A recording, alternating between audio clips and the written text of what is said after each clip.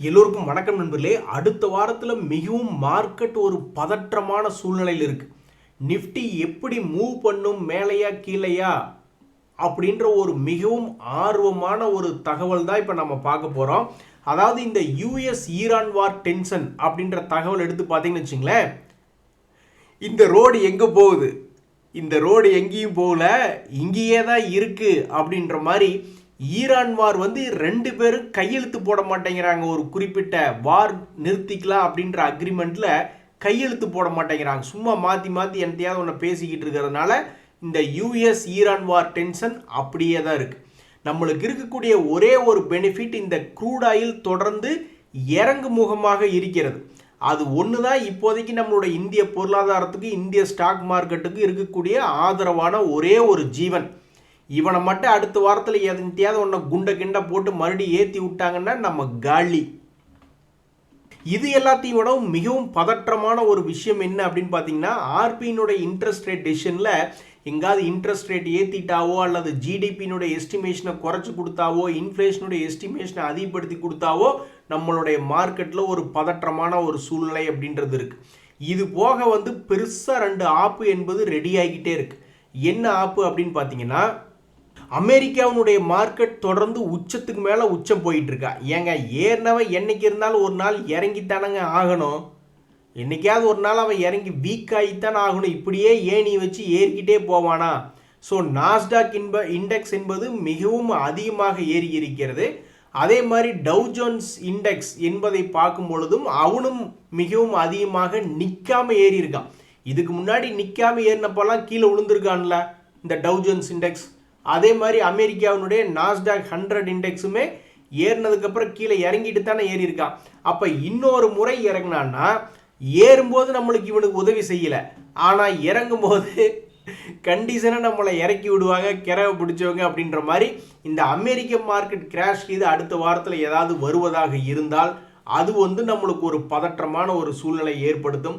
எஃப்ஐஎஸ்னுடைய selling போன வாரம் மிகவும் அதிகமாக இருக்குது. அதில் ஏதாவது ஒன்று ரிப்பீட் ஆகுது அப்படின்னாலும் அதுவும் ஒரு பதட்டமான சூழ்நிலை இருக்கும் பொழுது நம்மளுடைய நிஃப்டி அடுத்த வாரத்தில் எப்படி மூவ் ஆகும், எங்காவது சண்டையில் கிளியாத சட்டை எங்கே இருக்குது அப்படின்னு போன வாரத்தினுடைய லோ, போன இந்த மாதத்தினுடைய லோ 23,300 பக்கத்தில் நம்மளை பயமுறுத்தினாலோ அல்லது அதையும் உடச்சிட்டான்னு வச்சிங்களேன், கண்டிப்பாக நான் படியூர் போய் ஒரு டஜன் துண்டை வாங்கிட்டு வீட்டில் வச்சுக்கிடுவேன். ஒருவேளை போன வாரத்தினுடைய லோக்கு கீழே கீது போகிற மாதிரி இருந்ததுன்னா கண்டிப்பாக அது ஒரு துரதிருஷ்டவசமான சூழ்நிலையாக தான் இருக்குது. சரி, அது கூட கீழே போகட்டும். ஆனாலும் இதுக்கு முன்னாடி இன்னொரு லோ போயிருக்கான் ஏப்ரல் மாதத்தில். ஏங்க, உலகமே மேலே ஏறி கொண்டாடிக்கிட்டு இருக்கும் பொழுது நம்மளால எங்காவது பழைய லோவை போன வாரத்தில் இந்த மாதத்தினுடைய லோ டெஸ்ட் பண்ணாலும் சரி, போன மாதத்தினுடைய லோ டெஸ்ட் பண்ணாலும் சரி, சத்தியமாக நம்மளுக்கெல்லாம் வாழ்க்கையில் சந்தோஷம் என்பதே இந்த வருஷத்தில் இல்லை அப்படின்ற மாதிரி ஆயிடுச்சு. நண்பர்களே, இந்த சமயத்தில் நம்மளுடைய ஸ்டாக் மார்க்கெட்லேயும் மிகப்பெரிய ஒரு செய்திகள் இருக்குது. நிஃப்டியை மட்டும் நம்ம தனியாக, லார்ஜ் கேப்புகளை மட்டும் நம்ம தனியாக பார்த்துக்கிட்டு இருந்தோம்னா ஏமாந்து போயிடுவோம். நம்ம நாட்டிலேயும் ஹை க்ரோத் ஸ்டாக்ஸ் அப்படின்றது இருக்குது. அதாவது சமீபத்தில் வெளிவந்திருக்கக்கூடிய Q4 ரிசல்ட்ஸ் அப்படின்றத நாம் எடுத்து பார்த்தோம்னு வச்சுங்களேன், அதில் பல்வேறு ஷேர்கள், பல்வேறு கம்பெனிகள் மிகப்பெரிய அளவில் வருமானம் என்பது காமிச்சிருக்காங்க. ஆனால் அந்த பங்குகள்லாம் சமீபத்தில் லேசாக இறங்கி கிடக்கின்றன. அப்போ சமீபத்தில் வந்திருக்கக்கூடிய ஹை க்ரோத் என்பது இந்த ஷேர்களுக்கு உதவி செய்யுதா இல்லையா அப்படின்றது பொறுத்திருந்து பார்க்கணும். ஒரு எக்ஸாம்பிளுக்கு இந்த கோஃபோர்ஜ் அப்படின்ற ஒரு ஷேர் எடுத்து பார்க்குறோம்னு வச்சுக்கோங்களேன். இவர்கள் ஒரு கடன் இல்லாத கம்பெனி, கடன் மிக குறைவான ஷேர்.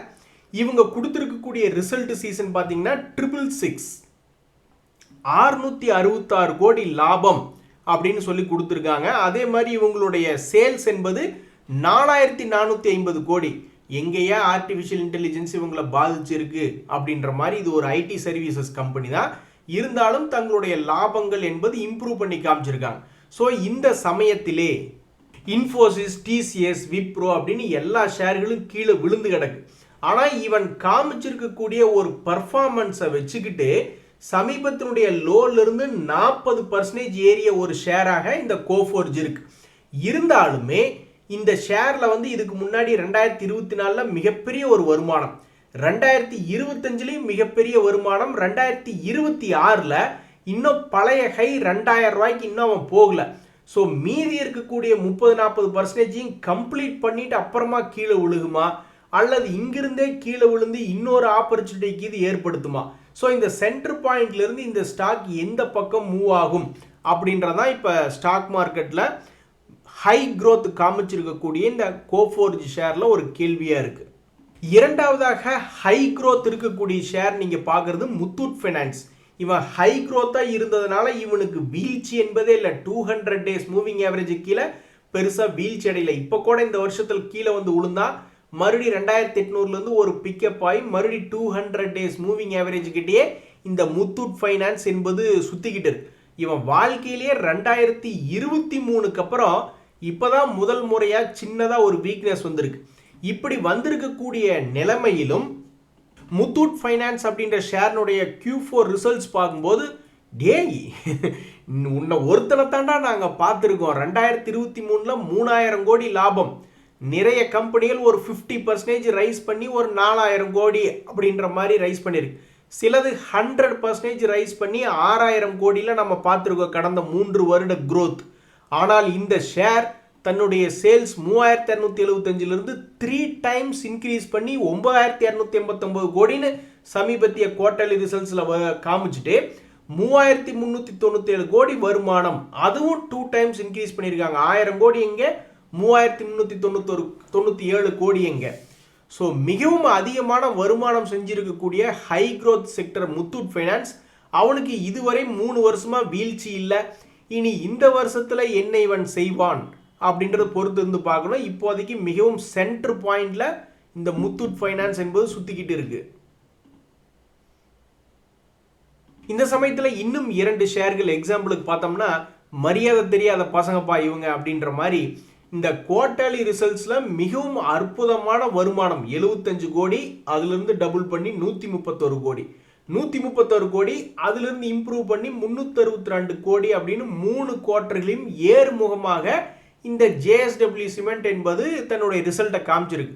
ஆனால் இந்த ஸ்டாக்குக்கு ஏதாவது ஒரு நல்ல விஷயம் நடந்திருக்கா? இல்லை. அது இன்னுமே ஒரு 52 வீக் லோ பக்கத்தில் தான் சுற்றிக்கிட்டு இருக்கு. அதனுடைய 3 இயர்ஸ் ஹை என்பது பார்க்கும்பொழுது 160 ரூபா. ஏதோ ஒரு குரூப் வந்து இந்த இடத்துல ஹை வால்யூம் என்பது நடத்தியிருக்கு.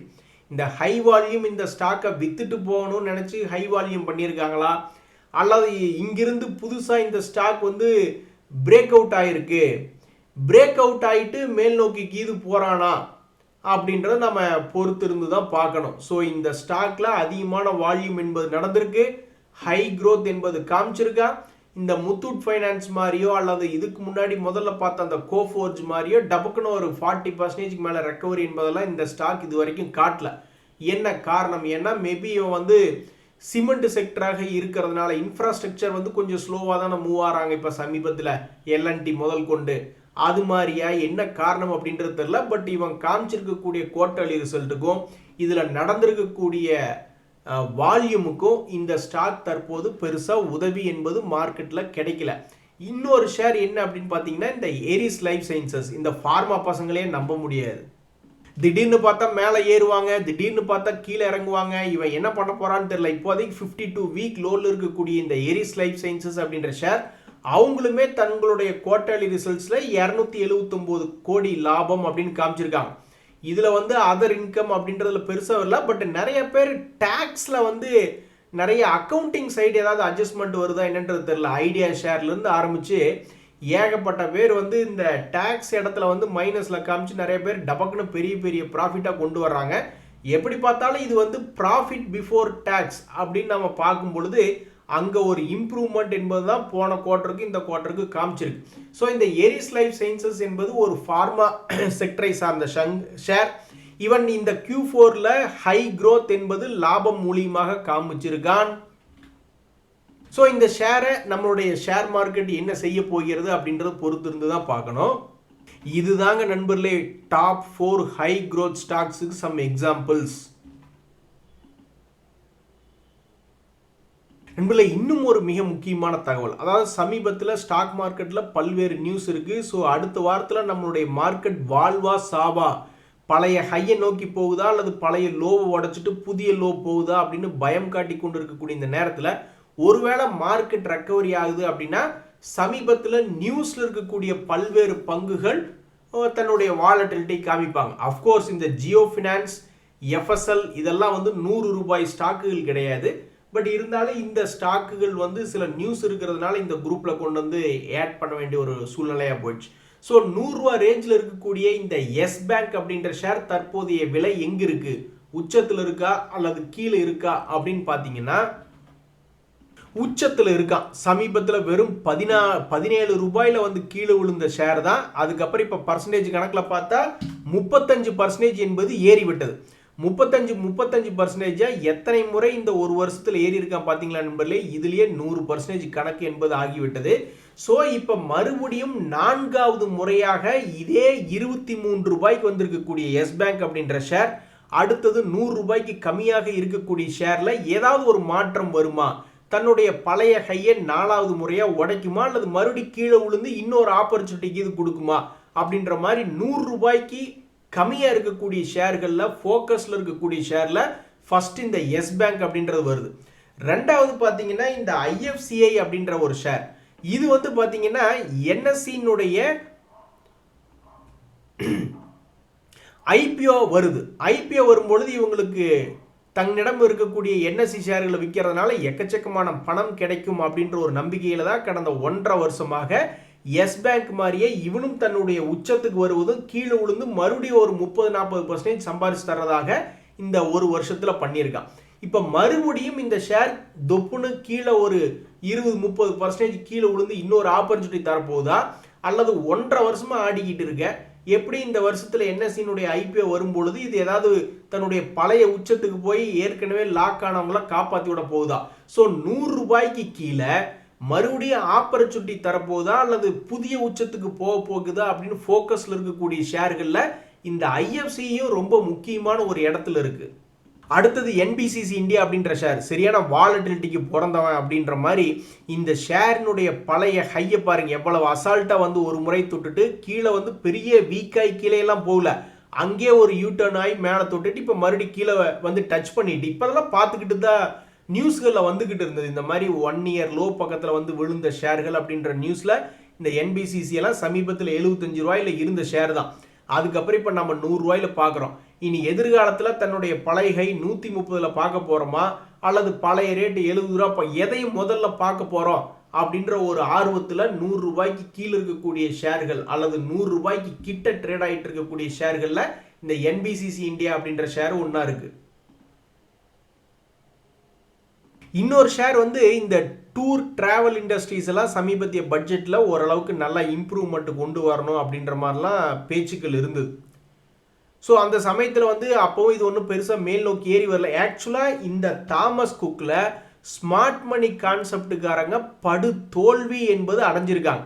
அவங்கள பொறுத்த வரைக்கும் போன வருஷத்து லோன்ல இருந்து இந்த ஷேர் வந்து போன வருஷம் ஒரு 55% சம்பாரிச்சு கொடுத்துருக்கு. அதனால மறுபடியும் வந்து கீழே விழுந்துட்டு இன்னொரு 55% சம்பாரிச்சு கொடுத்துருப்பான் அப்படின்ற ஆசையில் பல்வேறு ஸ்மார்ட் மணி கான்செப்டுக்காரங்கள்லாம் உள்ள என்டர் ஆயிருப்பாங்க. அவங்கெல்லாம் மண்ணை கவ்விக்கொண்டு இருக்கக்கூடிய ஒரு நேரமாக இப்போ வந்து இந்த தாமஸ் குக் அப்படின்ற ஸ்டாக்ல இருக்காங்க. பாவம் பார்த்தீங்களா, கெட்ட நேரம் என்பது ஸ்மார்ட் மணி கான்செப்டுக்காரங்களுக்கும் வரதான் செய்யுது. இனி இந்த ஷேர் எந்த காலத்தில் மறுபடியும் உள் வாங்குதோ, கொஞ்சமாவது இதில் ஸ்ட்ரென்த் வந்து மறுபடியும் என்னைக்கு ஒரு உள் வாங்குதோ அன்னைக்கு தான் இவன் வந்து ஏதாவது ஒரு பெரிய மாற்றத்தை கொண்டு வருவான். அது வரைக்கும் பாவம் நம்பிக்கை இல்லைன்னு பாவம் உட்காந்துக்கிட்டு இருக்காங்க. எது எப்படியோ 100 ரூபாய்க்கு கீழே இருக்கக்கூடிய ஷேர் பழைய ஹை 180, அதுலேருந்து 50% இறங்கி 90 ரூபா 91 பைசால ட்ரேட் ஆகி கொண்டிருக்கக்கூடிய ஒரு ஷேராக இந்த தாமஸ் குக் இருக்கு. ஸோ 100 ரூபாய்க்கு கம்மியாக இருக்கக்கூடிய ஷேர்களில் ஃபோக்கஸில் இருக்கக்கூடிய ஷேர்களில் இந்த தாமஸ் குக் அப்படின்ற ஷேரும் ஒன்றா இருக்கு. அதில் பாருங்க இந்த ஃபர்ஸ்ட் சோர்ஸ் சொல்யூஷன்ஸ் அதே மாதிரி ஜியோ ஃபினான்ஸ் இந்த ரெண்டுமே 100 ரூபாய்க்கு கீழே இருக்கக்கூடிய ஷேர்ஸ் கிடையாது. இருந்தாலும் இந்த ஷேர்களுடைய செய்திகள் எதுக்கு வந்திருக்கு அப்படின்னு பார்த்தீங்கன்னா அவங்களுடைய சேல்ஸ் என்பது ஜியோ ஃபைனான்ஸில் இன்க்ரீஸ் ஆயிருக்கு, அவங்களுடைய ப்ராஃபிட் என்பதும் போன குவார்ட்டரோட இன்க்ரீஸ் ஆயிருக்கு. மிகப்பெரிய ஒரு வால்யூம் எதுக்காக இந்த ஜியோ ஃபினான்ஸில் நடந்திருக்கு, வேண்டான்னு சொல்லி ஏதாவது குரூப் வித்துட்டு போயிருக்குதா இல்லை வேணும்னு சொல்லி சில குரூப் வாங்கியிருக்கா, எதுக்காக இந்த ஹை வால்யூம் என்பது நடந்திருக்கு. இதுக்கு முன்னாடி இதே மாதிரி தான் ஒரு லோ பிரைஸில் ஹை வால்யூம் என்பது நடந்த பொழுது 200 to 320 ஒரு 50% ஏறிச்சு. அதே மாதிரி இதுக்கு முன்னாடி ஒரு ஹை வால்யூம் நடந்தப்ப தான் மறுபடியும் ஒரு 200 ரூபாயிலிருந்து 380 ரூபாய் வரைக்கும் ஒரு முறை போயிட்டு வந்தான். அப்போ இந்த முறை நடந்திருக்கக்கூடிய ஹை வால்யூம் இந்த ஸ்டாக்கை என்ன பண்ணும், அதே மாதிரி இந்த Q4 ரிசல்ட் இவன் லாபத்தில் கொடுத்துருக்கிறத மார்க்கெட் எப்படி எடுத்துக்கும் அப்படின்ற ஒரு கேள்வினாலையும் இந்த ஃபர்ஸ்ட் சோர்ஸ் சொல்யூஷன் அதே மாதிரி தான். இவன் கொடுத்துருக்கக்கூடிய ரிசல்ட்டுமே 205 கோடி லாபம் என்பது சமீபத்தில் அவன் கொடுக்காத ஒரு லாபம். சேல்ஸ் என்பதுமே 2583 கோடி என்பது சமீபத்தில் செய்யாத ஒரு சேல்ஸ். அப்படி இருக்கக்கூடிய இந்த FSL அப்படின்ற ஷேர்லையுமே ஏதோ ஒரு குரூப் வந்து பெருசாக வால்யூம் என்பதை நடத்தியிருக்கு. ஸோ இந்த ஷேர் தன்னுடைய பழைய ஹையை மீட்டெடுக்குமா அல்லது இப்படியே சரிவடைவானா என்ன அப்படின்றது தெரில. பட் இப்போதைக்கு ஹை வால்யூம் என்பது நடந்திருக்கு. இதுக்கு முன்னாடி ஒரு முறை ஹை வால்யூம் நடந்துட்டு அப்புறம் ஏறிட்டு அப்புறம் கீழே விழுந்திருக்கா. ஸோ இந்த ஃபர்ஸ்ட் சோர்ஸ் சொல்யூஷனும் ஜியோ ஃபினான்ஸ் என்பதும் வால்யூம் அதிகமாக நடந்திருக்கிறதுனாலையும் லாபம் செய்திருக்கக்கூடிய ஒரு காரணத்தினாலையும் தான் இந்த இடத்துல பிடிச்சி எழுதி வச்சிருந்தேன். ஸோ இந்த ஸ்டாக்ஸ் எல்லாமே வந்து அடுத்தடுத்த வாரங்களில் ஃபோக்கஸில் உள்ள ஸ்டாக்குகளாக ஸ்டாக் மார்க்கெட்டில் லிஸ்ட் எடுத்து வச்சு பல்வேறு ஸ்மார்ட் மணி கான்செப்டுக்காரங்க இந்த போன்ற பங்குகள் கீழே இறங்கி இன்னொரு முறை ஏதாவது ஆதரவு தரப்போகிறதா அல்லது இங்கிருந்தே பிரேக் அவுட் ஆகி போகிறதா என்ன ஆக போகிறதா அப்படின்னு வாட்ச் லிஸ்ட்டில் மிக முக்கியமாக வச்சிருந்து பார்க்கக்கூடிய பல்வேறு ஷேர்களாக சமீபத்தில் இருக்கு. அதே மாதிரி நண்பர்களே, எந்த ஷேர் எப்போ ஏறுவானே நம்மளுக்கு தெரியாது. இந்த ஓலா எலக்ட்ரிக்கில் ஆயிரக்கணக்கான ஷேர்கள் ஒரு நண்பர் எடுத்துக்கிட்டே இருந்தார். அப்புறம் அது கீழே இறங்குறப்போலாம் புலம்பிக்கிட்டே இருப்பாப்புல. இருந்தாலும் எந்த நம்பிக்கையில் ஆவரேஜ் பண்ணாருன்னு தெரியல. கடைசியில் பார்த்தா நான் வந்து அதைய நோ லாஸ் நோ கெயின் கொஞ்சோண்டு ப்ராஃபிட்லேயே நான் வெளியே வந்துட்டேங்க அப்படின்ற மாதிரி சொல்லியிருந்தார். ஸோ 200 days மூவிங் ஆவரேஜ் கீழே ரொம்ப கடுமையான சரிவில் போய்கிட்டே இருந்தால் எப்படியோ எந்த நம்பிக்கையில் ஆவரேஜ் பண்ணாருன்னு தெரியல. கடைசியில் போய் எடுத்து பார்த்தோம்னா அந்த ஓலா எலக்ட்ரிக் அப்படின்ற ஷேர் வந்து நம்ம பார்க்கும் பொழுது கிட்டத்தட்ட அது தன்னுடைய 52 வீக் லோ 20 ரூபாய்கள் ரேஞ்சிலிருந்து இப்போ 40 ரூபாய்கள் வரைக்கும் வந்து 200 days மூவிங் ஆவரேஜை தாண்டி க்ளோஸ் ஆகிருக்கான் போன வாரம். ஸோ இந்த ஷேர் வந்து இனிமேல் ஏதாவது ஒரு டெக்னிக்கல் பேட்டர்னுக்கு இது போட போகிறானா அல்லது ஏற்கனவே போட்ட ஒரு டெக்னிக்கல் பேட்டர்னை தாண்டி மறுபடியும் அது வந்து ட்ரேட் ஆகுதா புல்லிஷ் மொமெண்டமில் என்ன ஆகுதுன்னு தெரியல. அதே மாதிரி அந்த நண்பர் எந்த நம்பிக்கையில் ஆவரேஜ் பண்ணாருன்னு தெரியல. சக்ஸஸ்ஃபுல்லாக வெளியே வந்துட்டேன் அப்படின்ற மாதிரி ஒரு மெசேஜ் ஒன்று போட்டு விட்டுருந்தாரு.